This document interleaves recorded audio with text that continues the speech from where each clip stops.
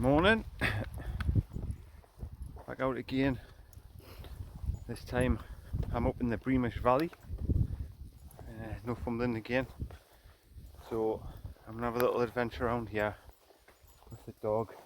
What I'm gonna do about a 10 miler. See what happens. Might do a bit less, a bit further. It's a beautiful morning. It's about 16 degrees and blue skies. Not much wind, so probably gonna get a little bit warmer. So we're gonna go on a little wander. Been meaning to do this for a while because when I was young, quite a few years ago, I know, doesn't look it. I was a member of the Scouts for a few years, and we used to always go out and stay in a cottage that we used to call Chester's, and it was in the middle of nowhere, up in the Northumberland hills. No gas, no running water, no electric, so it was telly lamps and open fires, water out of a spring, but it was great fun, absolutely great fun, and I've always wanted to find it, and just go back, see if it's still there, see what condition it's in.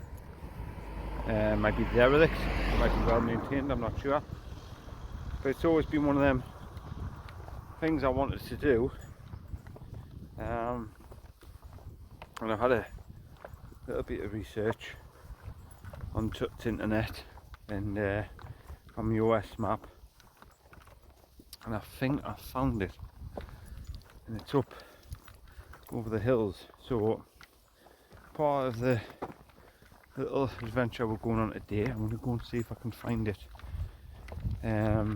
So I've started off just basically at the car park at Breamish Valley, and we're just going to do a big circular walk, and there is a waterfall about 3 miles the other way, which we might end up seeing at the end. Just see what happens. I've got the whole day, in no rush, it's a beautiful day, but you never know, we might go down an alternative route. So I've got my map and my compass, so I'm going to have a bit experiment using them as well, get used to using them, because it's a good skill to have. So we're just going to head up around the valley as usual, get some video, get some photographs, make some memories. Now when we used to come here as kids with the family, for whatever reason it was known as Ingram Valley, because obviously Ingram's in the valley, but I found out a few years back when I went on a ranger walk that it's actually called Breamish Valley. So some of you might know it as Ingram Valley, some of you might know it as Breamish Valley, but it's the same place basically. So yeah, that's enough waffling. I'm gonna head off and get some video for you guys. Okay.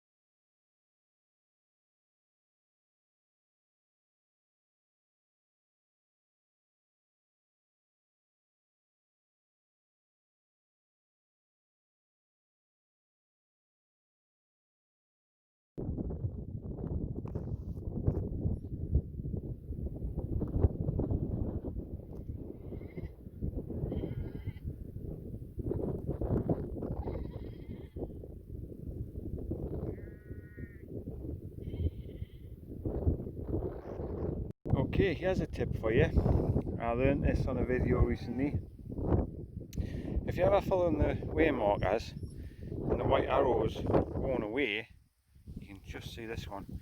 If you look at the new badges, the 3 screws and a sort of triangle, so the screws closest together, that would be the top 2 here, that would be where the centre of the arrow would go, between them 2 screws. So you can just make it out. I don't know if you can get on the camera. So if you ever follow these signs and there's no white arrow because it's worn off, basically the point of the arrow would go between the 2 screws that are closest together. There you are. There's a top tip. So just come across the top there. Lovely walk. Beautiful day. It's getting hot now. Put some sun cream on. I'm glad I brought it. And we're just in this little Dingley Dell. So, dog's just had a paddle and had a drink, so he's refreshed. That's good. It looks as though the wardens or the rangers have been putting some footings in, possibly for a bridge. So at the minute you can get over easy enough. Let's up that path there. But maybe that's going to be a lovely little bridge to go across. So yeah, so we're just following the path through this bit of woodland, and obviously I've seen Chester's is up ahead, so we're going to end up there in a couple of minutes or so. So we'll have a little explore around there, reminisce a bit. So we'll keep going for now though. Really enjoying this today. It's a beautiful day. Chester's just up ahead, making my way across the fields now. Beautiful views, mind. That's Hartside Hill over in the distance. So yeah, it's a fantastic place, this Breamish Valley. There's a lot of people rave on about it, you know, and say it's very beautiful, and I must admit it is really nice, especially on a day like today.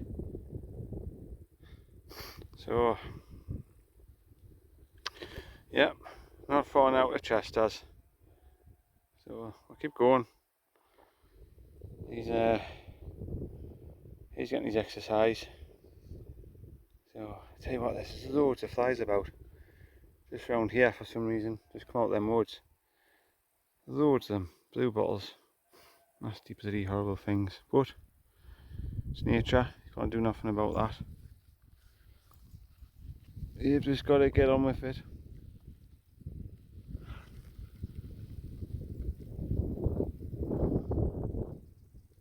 So that's where we've just come down off the top there, make out the path, and through that little bit of woodland.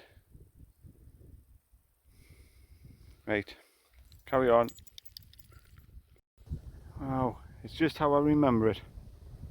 I used to come up here as a scout. Like, that must have been about 1985. That must have been about 11, 12 maybe. And I was a member of the 15th Whitley Bay Scout Group. And when I joined, there was about, I don't know, 30, 40 scouts. And unfortunately though, scouting became sort of very unfashionable at the time. I think a lot of it to do with it was the brown pants that we used to have to wear. I don't know if there's any scouts watching or any older scouts.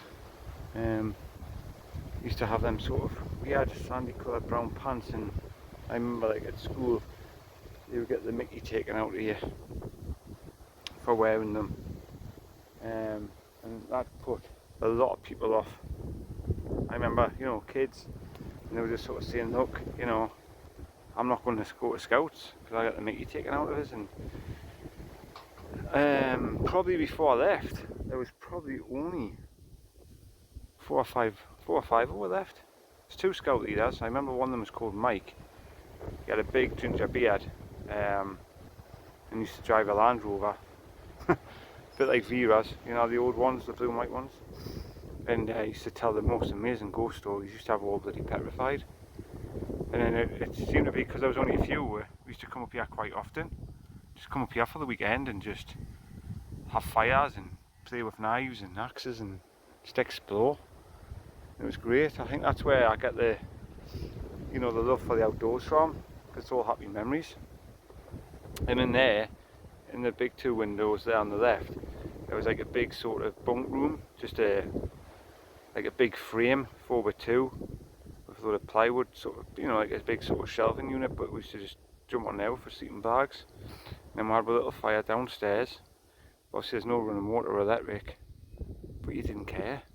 And certainly no Wi-Fi, kids, you know, no Instagram up here. There's no such thing at the time. Oh, now I'm sounding old.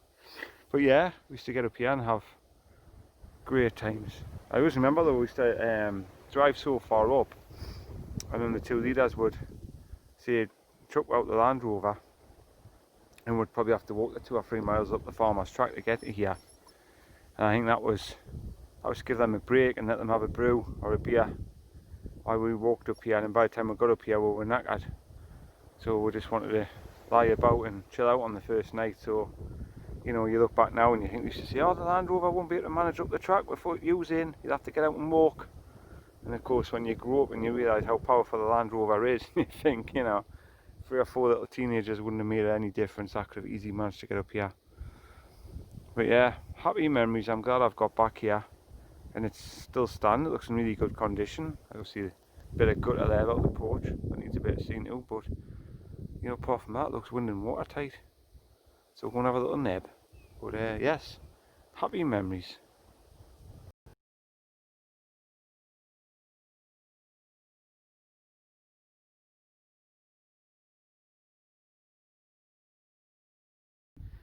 Yeah, well, that was really good visiting that place. You know, there's some things you can just remember as though they were yesterday. It's just, my memories of this place has just never changed. You know, here's even the track that we used to have to walk along. They would drive the Land Rover and we would have to follow the track a good 2 or 3 miles down the valley.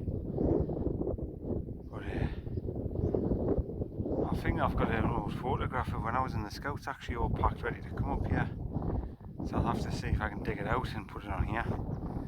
Mind, I'll have a proper 80s haircut. Aye, them were the days. You know, you didn't have a care in the world, did you? When you were a kid. 11, 10, 11, 12. And it was all just about exploring and having fun. Aye, wish I could get them days back again. But hey ho, good childhood. So yes, so we're going to continue up and see where we end up. I'm going to just have a look at the map and just see what's about and have a little bit of an explore and get some miles under my belt. If I want to do this Great Glen Way, I need to, you know, probably average 12-30 miles a day. So yeah, get some exercise. Right, let's go.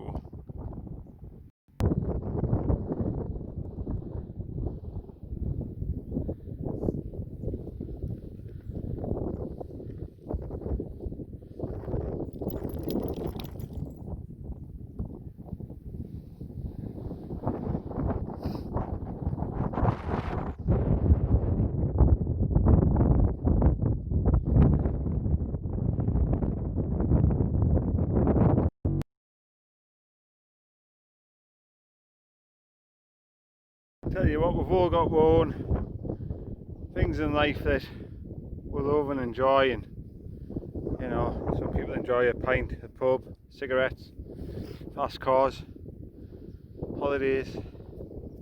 I tell you what, mate,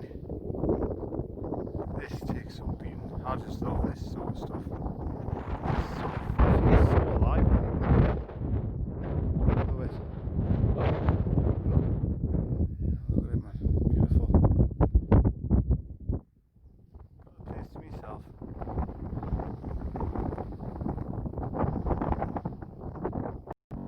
So we're back into the valley now. Just come down this rather steep hill. Back up with the river. And now we're going to go into the haunted forest.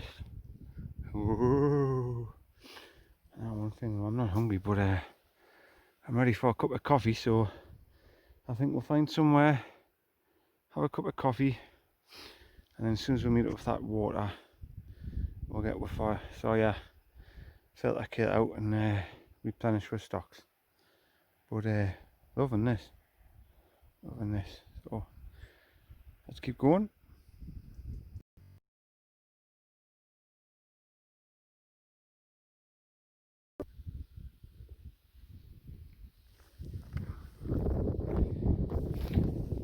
That Paul's swimming in the little stream there, middle of July. There you go, he's had a drink. So, look at this. I know, let's have a bit of music, eh? Come on, cue the music.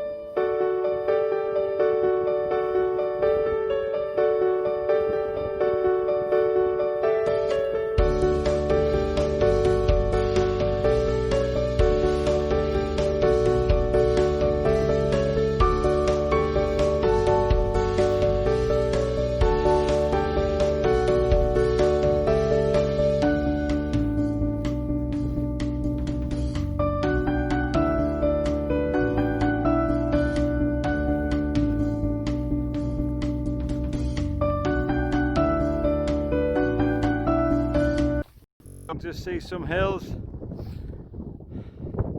start the Cheviot,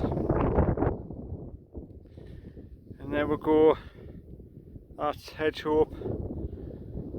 So been up the other side of it, the Cheviot, and now we're on the south side of it. So there's quite a few cars parked up there. I think that's where the park to go to the Hope Spout. So we're going to do a big circle sort of around here, around the back of them hills, and across, meet up with the footpath for the Hove Spout, possibly go there depending how far we've walked, and then follow the road along the valley back to the car. Like what we're doing, 2 seconds.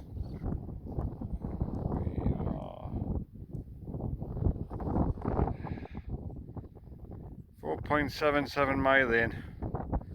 So yeah, so maybe about a third of the way.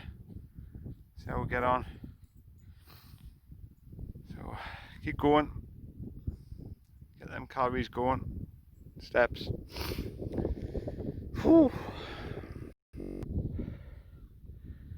There's Windy Gyle. Right up on the horizon there. Haven't talked of that one yet. I think that's the third highest Cheviot. So we're in the first and the second. So keep that one in front of us here.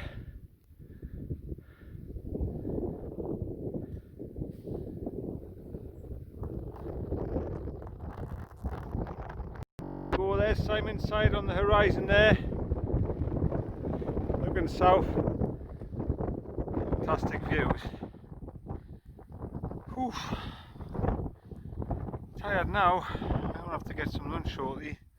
It's 2 o'clock, so I'm gonna get down, head over here, down into the valley and get some shelter, and have a hot pot or something.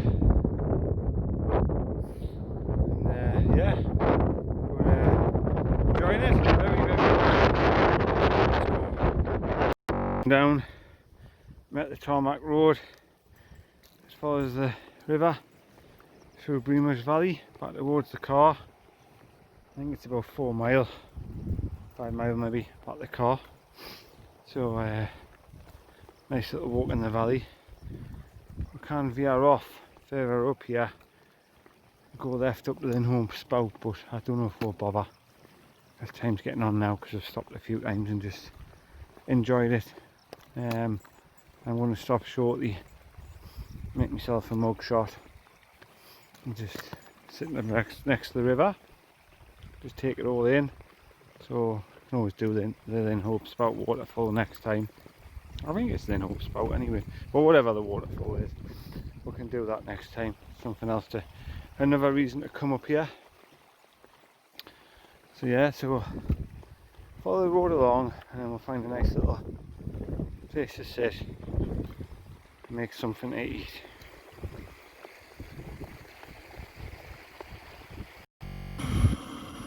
Time for some lunch.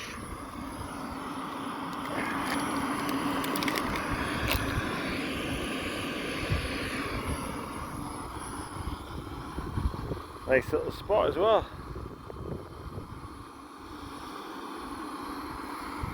Just sit and chill here for 20 minutes and then continue the hike.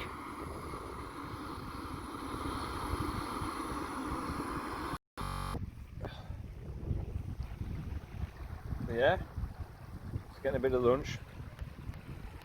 Where is it? There it is. Bit of chicken pasta. Doesn't really taste of much like. There's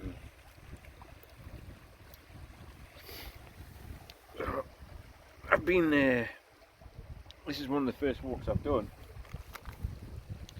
where I haven't actually followed a book, like a trail. I've just got it off the Ordnance Survey map and made my own walk. Obviously following trails, but you know, using the map to find them and deciding on how far and which direction and that. And up to now, fingers crossed, it seems to be worked.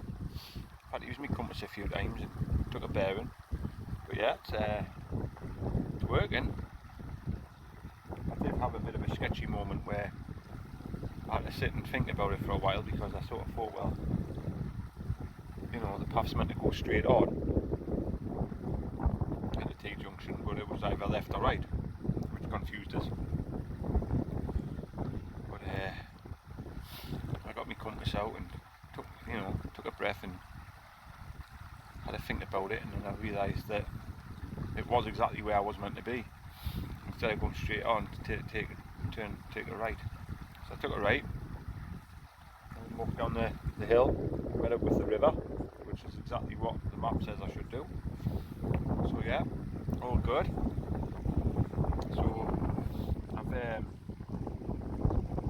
bought a new gas canister, Coleman's Performance, and I don't know if it's just me or whether it's slightly out of the wind or whatever, but that's the one I got originally. And I'll tell you what, that Coleman's Performance took no time at all to boil that water for that cup of soup. So if you can put in your comments, do you find that different gases have different sort of heat rates, if you like? I just thought gas was gas, but maybe not. But I'll tell you what, that Coleman's, that's just the job. That literally took a minute or something. Like, I was quite surprised, because it doesn't normally boil that quick, and it did. It was like a running boil, you know. It was red hot. So yeah, if you're looking for gas canisters, I recommend them. So I'm just going to finish me cup of soup and continue on.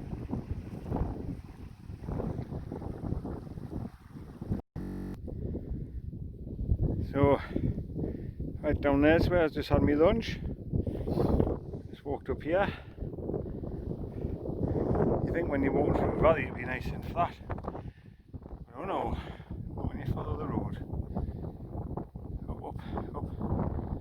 I think that's the highest point though. When I get around that bend, it should all be downhill from there. Beautiful though.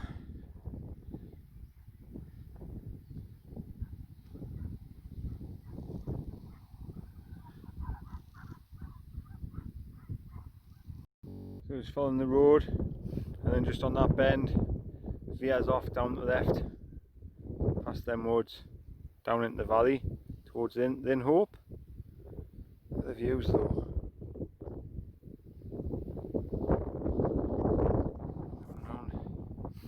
There's Hedge Hope again. Seems to be everywhere I go at the minute. That thing haunts us. But yeah, when you come up in the Cheviots, you're going to see hills like that. The actual Cheviot is to the other side of it. But yeah, magnificent views. So 9 mile in now. So probably about another 3 miles to the car if I go directly to the car, but I might go via the waterfall. I'm going to see how I feel when I get down to Lynn Hope. I'm enjoying myself too much. And obviously with having that little bit to eat, it's put a bit of energy in us. So we'll see. Here we are. We decided to come off the roll. Lynn Hope spout.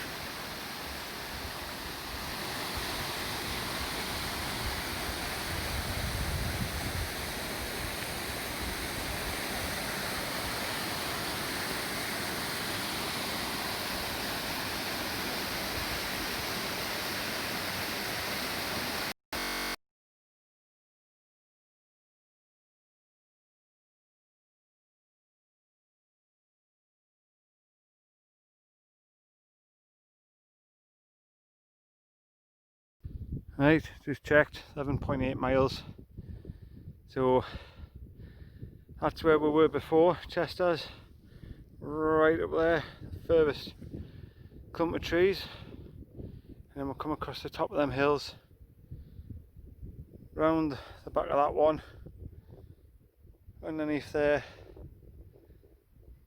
through the valleys, and up. Then Hope Spout just over there, and then following the road to here. So it's been quite a walk, and it's not over yet. He's ready for his tea. So, right, keep on going.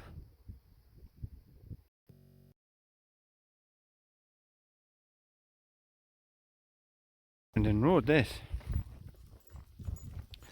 So, according to the map, the car park is just round between these two hills. Just round. So, go down there, take a left, go between them two hills, and go round the front and the bottom of that hill, and the car should be there. That's if I've read the map right. 13.2 miles now. Just pounding this tarmac. But we're doing alright. Getting hungry now. I think everything I've consumed is just burnt away. But I should be 8 stone. Just shows you how much rubbish I eat and drink. But hey ho. So it's so quiet. It's what? 2 seconds. It's 5:20 on a Sunday evening. There's quite a few people at the spout, like, but there's only one car passed us since I've left, so I don't know. They must be stopping out for that. For a bit of tea, picnic tea or something. No hurry to get home, I suppose. And it's the school holidays. So I noticed this morning, like in Breamish Valley when I came in, there was a few people camping, and there's signs up everywhere saying no camping allowed. But I've seen three different families with tents up, and there was a warden drove in with us. She was about 2 cars behind us and just drove straight past, didn't flinch.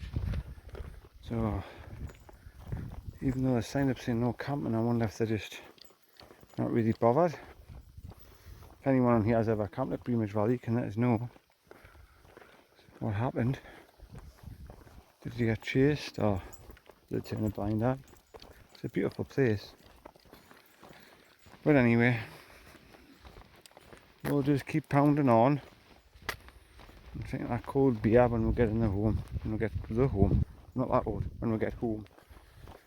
Cold beer. And my daughter's made us some lasagna.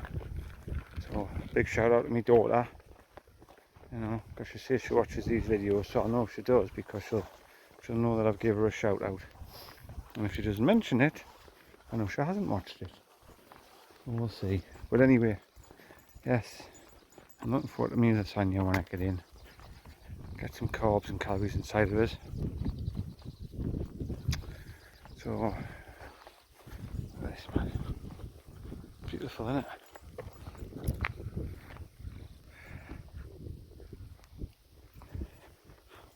Just keep on going.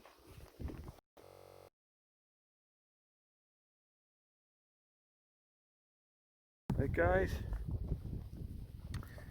that is 14.5 miles. The car's in sight, so I'll obviously upload this. I hope you watch it and enjoy it, and yeah, if you do, give it the thumbs up, man. It's always nice to get a bit of good feedback, and subscribe if you haven't already. Subscribers is climbing up, 1 or 2 every other day now, so it's good. It motivates you to get out, motivates you to put a video on. You know, people are obviously interested to see what I'm doing, so look at that. I've just walked the entire length of the Breamish Valley pretty much from the home spout. So yeah, it's been good. The weather's been fantastic. So you know, I have a bit of summer eventually for the next few weeks now. Of course, Norm said that'll probably rain tomorrow and snow on Tuesday or something. But yeah, anyway, thanks for watching. Take care, and I'll see you on the next adventure. See you later.